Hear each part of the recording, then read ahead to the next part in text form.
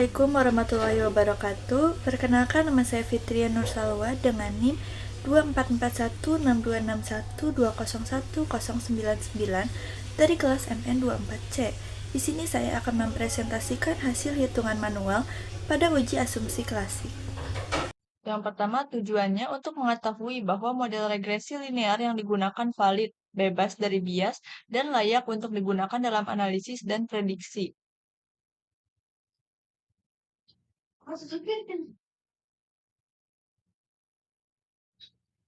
Kemudian, untuk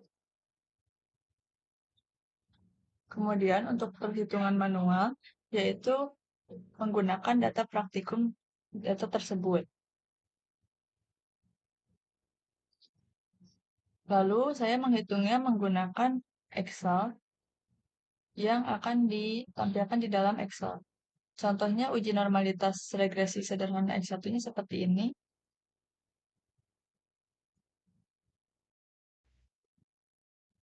Untuk perhitungan manual uji normalitas sederhana pada data X1, yaitu ada kolom nomor X1 Y, Y-pred, resid, rata res, RS kuadrat, varian, STDEV, JRES, JRES Einstein, rank, ZR, tabel zoom, luas Z, dan Li. Lalu untuk kolom X1 dan Y ini dihasilkan dari data yang akan diperoleh. Lalu habis itu untuk Y-pred ini dihitung dan menggunakan rumus normalitas sederhana, regresi sederhana, menggunakan rumus ini yang dijumlahkan dari data berikut.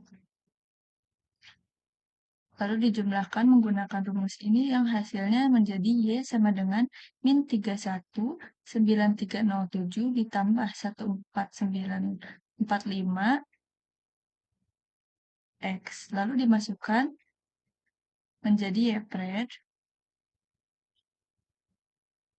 Selanjutnya ada kolom resid, ini dihasilkan dari Y dikurangi Y-pred. Lalu untuk rata res itu menggunakan rumus average resid. Lalu untuk RS kuadrat itu resid dikurangi rata res lalu dikuadratkan yang hasilnya RS kuadrat. Untuk kolom varians itu menggunakan rumus sum RS kuadrat dibagi 30 dikurangi 1. Lalu untuk STDEV menggunakan rumus SQRT dengan kolom varians. Lalu untuk kolom JRES menggunakan hasil dari resid dikurangi rata res lalu dibagi dengan STDDEV. Lalu untuk JRES Einstein yaitu menggunakan rumus short JRES dari urutan yang terkecil.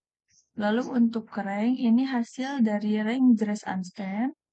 Lalu untuk ZR menggunakan hasil dari ranking dibagi 30.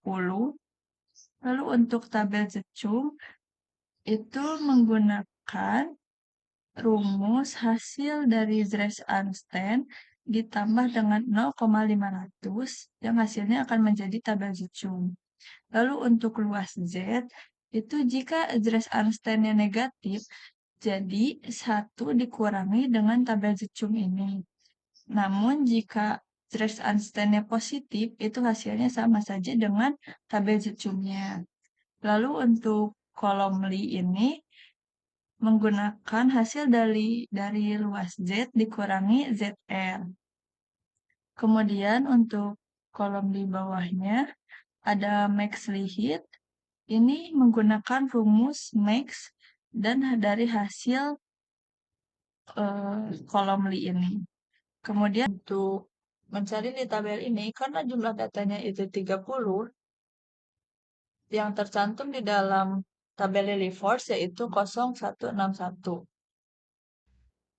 Lalu untuk menghitung regresi sederhana yang X2-nya, uji normalitasnya itu hanya dibedakan di perhitungan Y' ini, karena menggunakan data X2.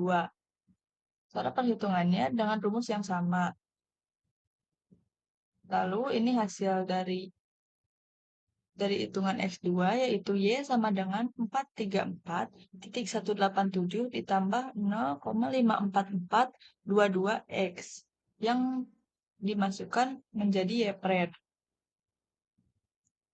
Untuk hitungan resid sampai di tabel itu sama seperti hitungan X1 tadi. Saya akan menjelaskan uji normalitas pada data regresi berganda. Yang pertama ada data X1, X2, dan Y dari data berganda. Kemudian Y' ini dicari menggunakan rumus dari hasil regresi berganda. Ini data dari regresi bergandanya. Kemudian menggunakan rumus ini. Lalu akan menjadi hasil Y'. Y A ditambah B1 dikali X1 ditambah B2 dikali X2. Nanti akan dimasukkan menjadi Y' ini. Kemudian untuk residu hasil dari Y dikurangi Y'. Untuk rata res yaitu hasil dari average residu. Untuk R dikurangi S kuadrat itu hasil dari residu dikurangi oleh rata res dan dipangkatkan 2. Untuk varians yaitu sum dari hasil ini dan dibagi 30 dikurangi 1. Untuk data stddev itu menggunakan rumus SQRT dari data varians. Lalu untuk ZRES itu resid dikurangi rata res dibagi oleh stddev. Lalu untuk ZRES Einstein itu menggunakan hitungan short ZRES dari urutan yang terkecil. Lalu untuk rank ini diurutkan dari ZRES Einstein. Kemudian untuk ZR itu rank dibagi 30. Untuk mencari tabel Zoom itu menggunakan rumus ZRES Einstein ditambah 0,500. Untuk luas Z itu jika ZRES Einstein yang negatif menjadi 1 dikurangi tabel Zoom. Dan jika ZRES Einstein-nya itu positif, hasilnya sama saja.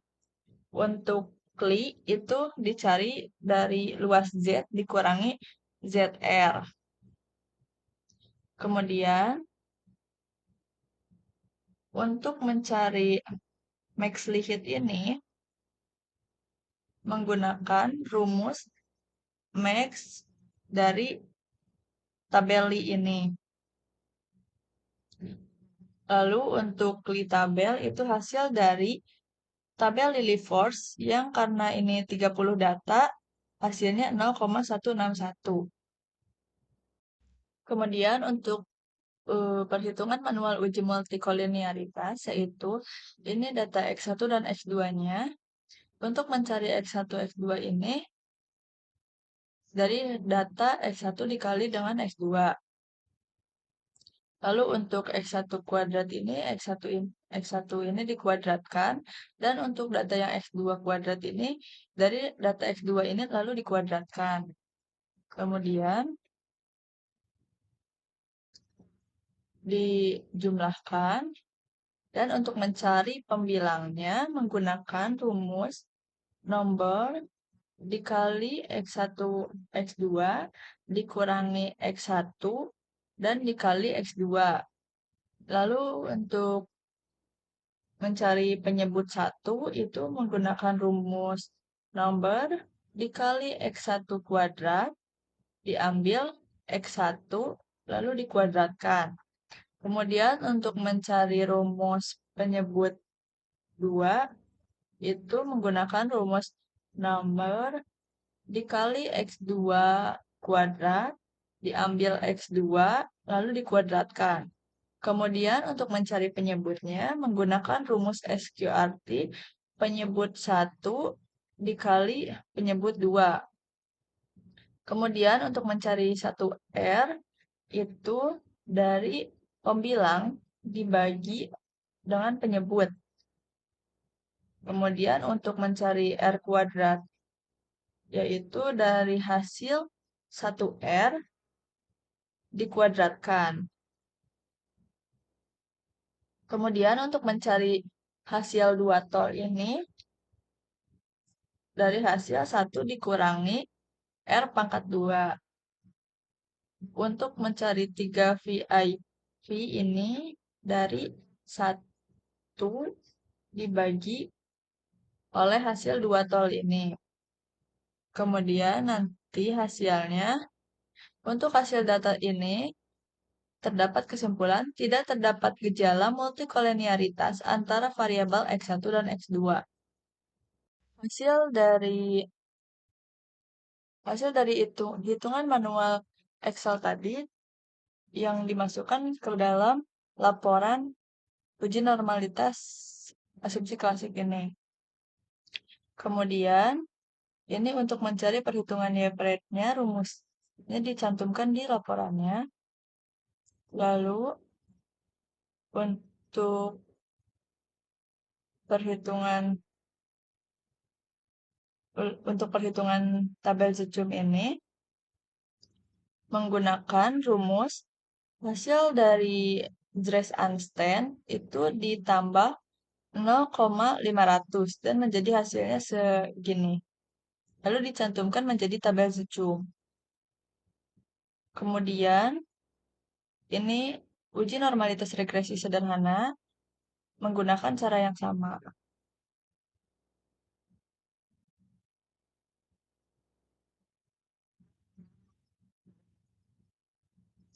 Kemudian ini hasil dari hitungan manual di Excel untuk data berganda. Menggunakan rumus yang sama, namun untuk mencari Y-nya berbeda, yaitu menggunakan rumus ini.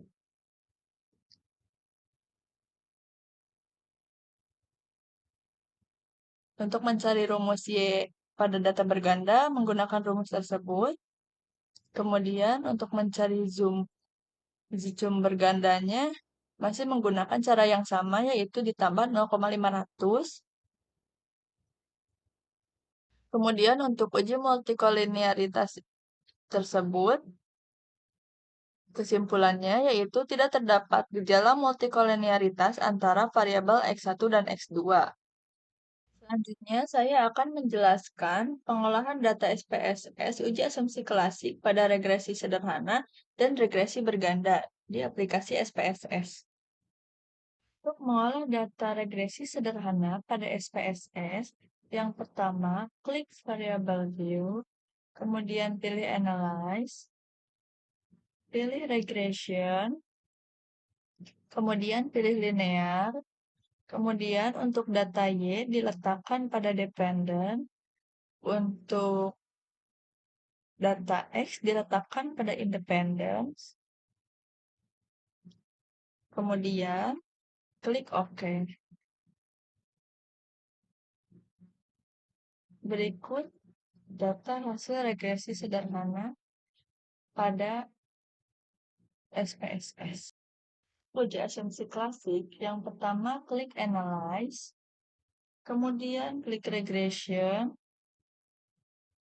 kemudian klik Linear, kemudian untuk variabel Y diletakkan pada dependent dan variabel X diletakkan pada kolom bawah. Kemudian klik Save, lalu klik Unstandardize pada residual, lalu klik OK.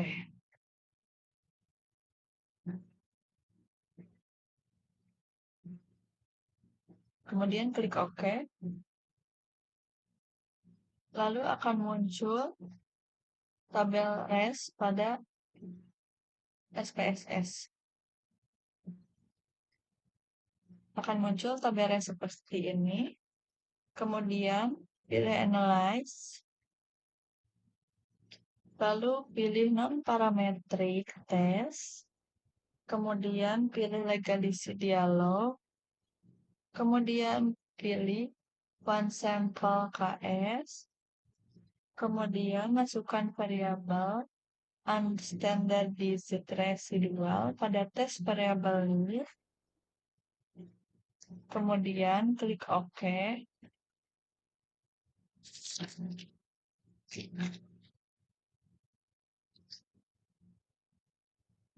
Lalu akan muncul seperti ini. Kemudian untuk uji asumsi linearitas, yang pertama, klik menu Analyze.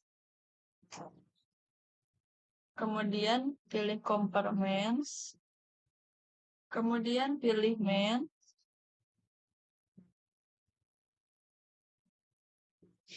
Lalu kolom dependen diisi dengan variabel dependen.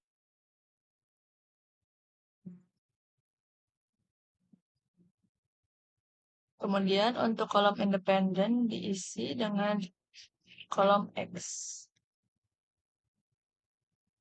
Data X dimasukkan ke independen. Kemudian klik Option. Lalu klik Test for Linearity. Lalu klik Continue dan OK. Lalu akan muncul data seperti ini.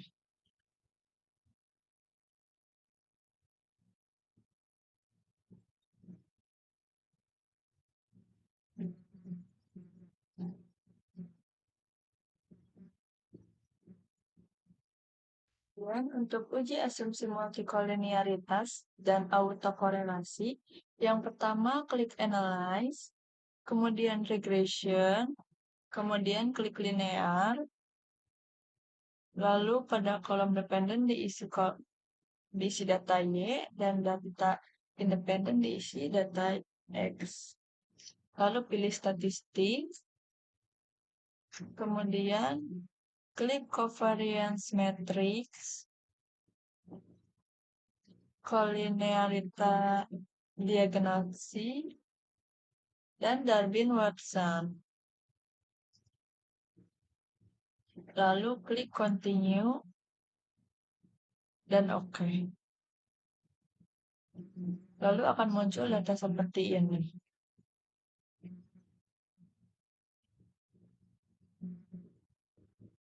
Untuk uji asumsi heteroskedastisitas, yang pertama pilih menu Transform, kemudian Compute Variable. Kemudian pada kotak target variabel diisi dengan ABS Res.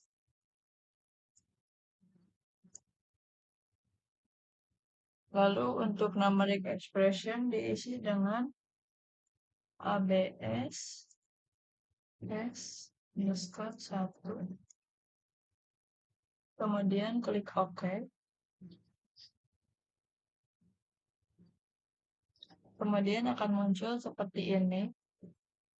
Kemudian pada data view maka akan muncul variabel baru dengan nama ABS Res. Data seperti ini. Kemudian pilih Analyze, lalu Regression, Linear, dan untuk kotak dependen diisi dengan kotak ABS Res. Lalu habis itu untuk di data independen diisi dengan kolom variabel independen. Lalu klik Save. Kemudian klik Unstandardized. Kemudian klik Continue. Lalu klik OK. Kemudian akan muncul data seperti ini. Dengan terpenuhinya seluruh asumsi klasik, analisis regresi berganda dapat dilakukan untuk mengetahui hubungan dan pengaruh antara variabel bebas dan variabel terikat dalam penelitian ini. Ini adalah hasil laporan pengolahan SPSS yang sudah dikerjakan seperti tutorial yang sudah dijelaskan di atas. Kemudian, yang pertama ada uji normalitas. Di sini data usia terhadap pengeluaran. Ada one sample Kolmogorov-Smirnov test. Kemudian ada one sample Kolmogorov-Smirnov test gaji pegawai terhadap pengeluaran. Lalu ada uji asumsi linearitas. Yang pertama, data usia terhadap pengeluaran. Di sini ada ANOVA tabelnya dengan SIG 0,012, 0,198, dan 0,11. Kemudian ada gaji pegawai terhadap pengeluaran. ANOVA tabelnya dengan SIG 0,228, 0,002, dan 0,805. Kemudian ada uji asumsi heterokedastisitas usia terhadap pengeluaran, koefisiennya dengan SIG 0,470 dan 0,125. Kemudian ada gaji pegawai terhadap pengeluaran, koefisien dan SIG-nya ada 0,959 dan yang X2-nya kurang dari 0,001. Untuk analisis korelasi regresi person, di data usia terhadap pengeluaran ada model summary-nya. Kemudian ada ANOVA dengan SIG 0,328, koefisiennya SIG 0,992 dan 0,328. Yang kedua ada gaji pegawai terhadap pengeluaran. Di sini ada model summary-nya. Kemudian di sini ada ANOVA dengan SIG kurang dari 001 dan F-nya 40.804.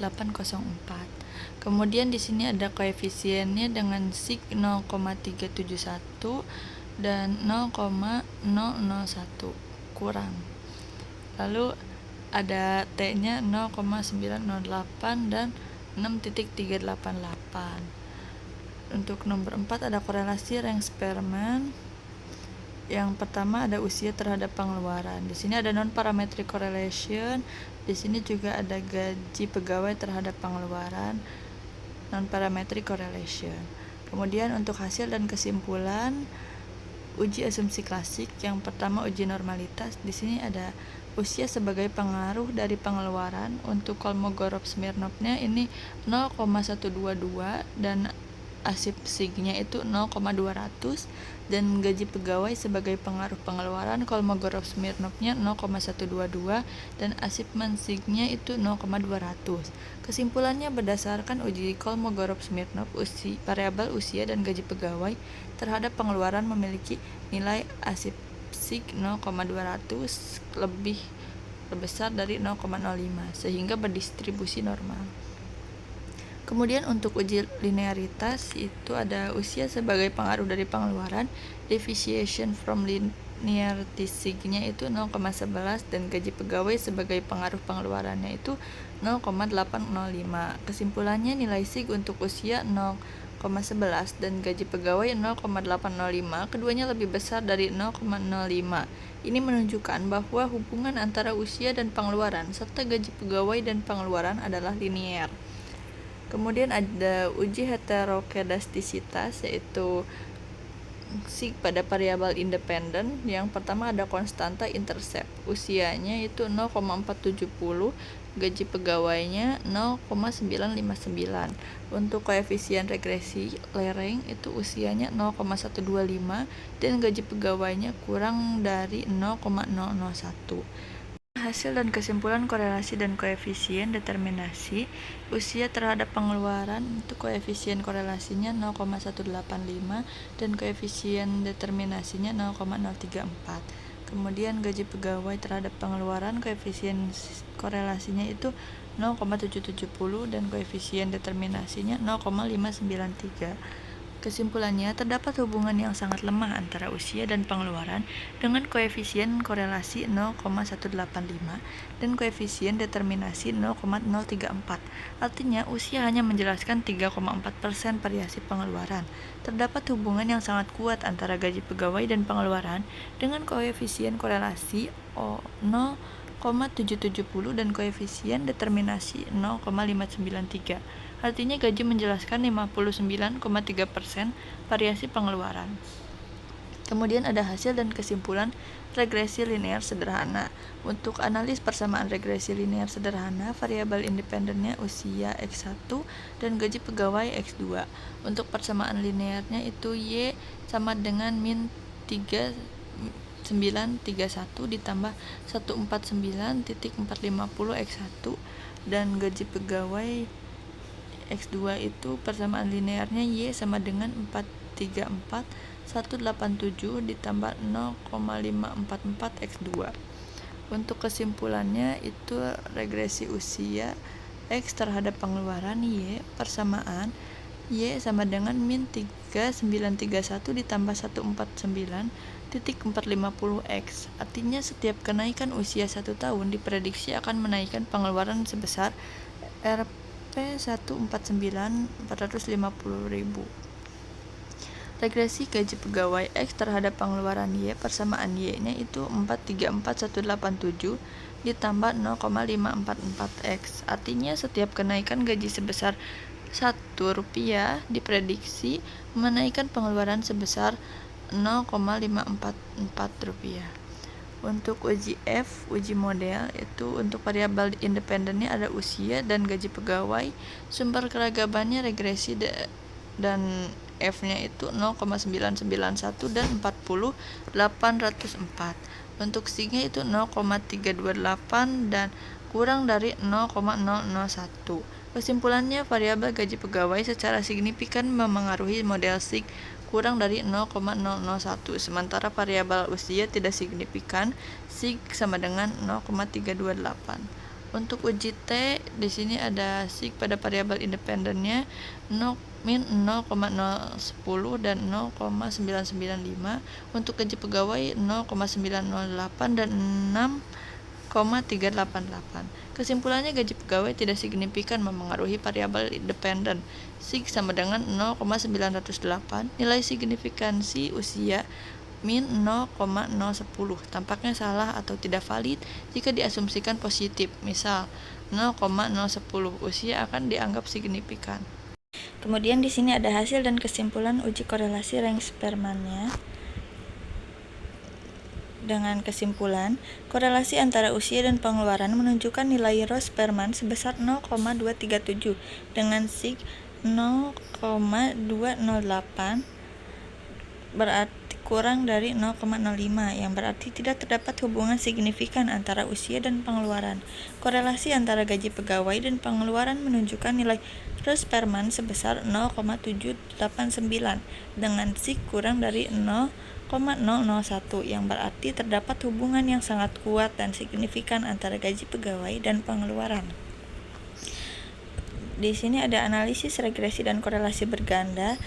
Ada yang pertama ada data view-nya, kemudian variabel view, lalu ada hasil output SPSS. Di sini ada one sample Kolmogorov-Smirnov test, uji normalitas, kemudian ada uji asumsi multikolinearitas koefisiennya dengan toleransi 0,985 dan VIP-nya 1,016. Untuk uji asumsi linearitas usia terhadap pengeluaran, ANOVA tabelnya itu ada SIG 0,012, 0,0198 dan 0,011. Untuk gaji pegawai terhadap pengeluaran ada SIG-nya itu 0,228, 0,002 dan 0,805. Ada uji asumsi heterokedotisitas. Ini ada koefisien toleransinya itu 0,98 dan VIF-nya itu 1,016. Analisis korelasi regresi person. Di sini ada model summary-nya, kemudian ada ANOVA-nya kurang dari 0,001 dan koefisiennya itu ada toleransinya itu 0,985 dan VIF-nya itu 1,016.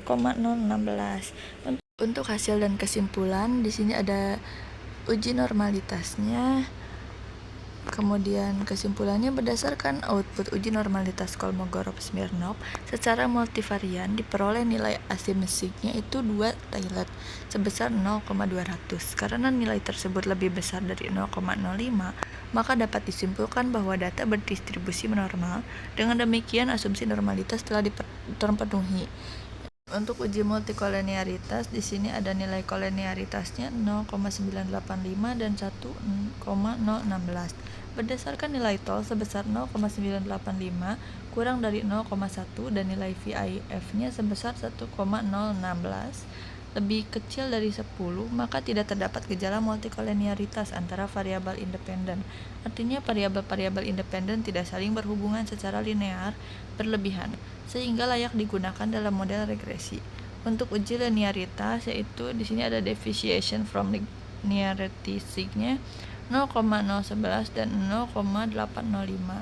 Berdasarkan data output uji linearitas, maka didapat sig pada usia sebesar pengaruh dari pengeluaran sebesar 0,011 kurang dari 0,05 sehingga model tidak linear.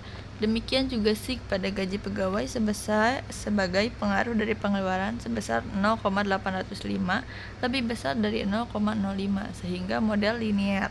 Untuk uji heterokedastisitas, sig pada variabelnya 0,887, 0,952 dan kurang dari 0,001. Kesimpulannya, berdasarkan uji heterokedastisitas pada tingkat pengeluaran sebagai hasil dari pengaruh usia dan gaji pegawai, maka diperoleh sig A sebesar 0,887 lebih besar dari 0,05, sig B1 sebesar 0,952 lebih besar dari 0,05, serta sig B2 sebesar kurang dari 0,001 kurang dari 0,05, maka dapat disimpulkan bahwa terdapat gejala heterokedastisitas pada residu karena salah satu variabel B2 memiliki nilai sig kurang dari 0,05. Hasil dan kesimpulan korelasi dan koefisien determinasi, yaitu berdasarkan hasil SPSS, maka didapat bahwa koefisien korelasi antara variabel usia dan gaji pegawai secara bersama-sama dengan tingkat pengeluaran sebesar 0,775 korelasi kuat dengan arah positif. Artinya semakin tinggi usia maupun gaji pegawai, maka tingkat pengeluaran akan semakin meningkat.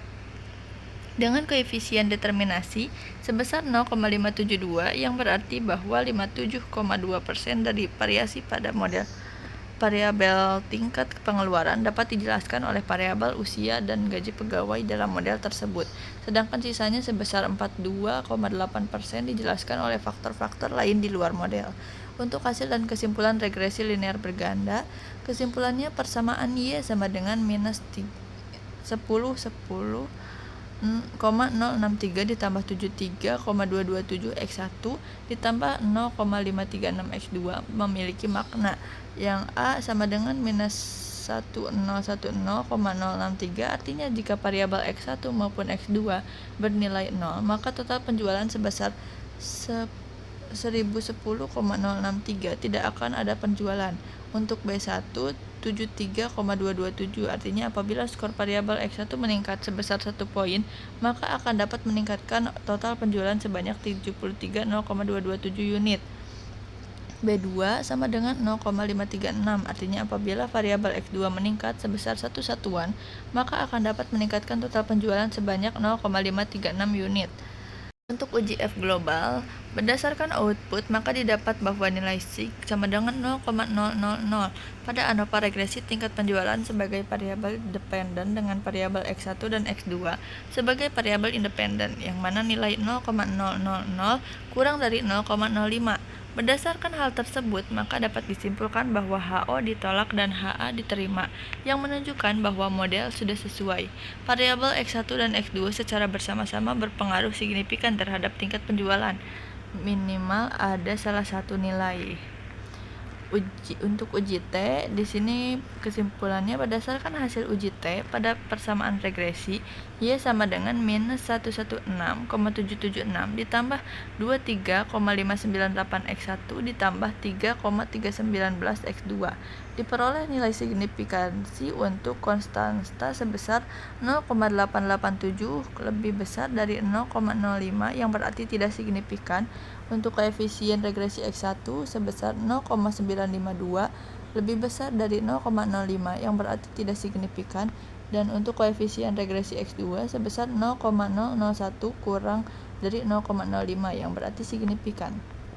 Sekian presentasi dari saya. Wassalamualaikum warahmatullahi wabarakatuh.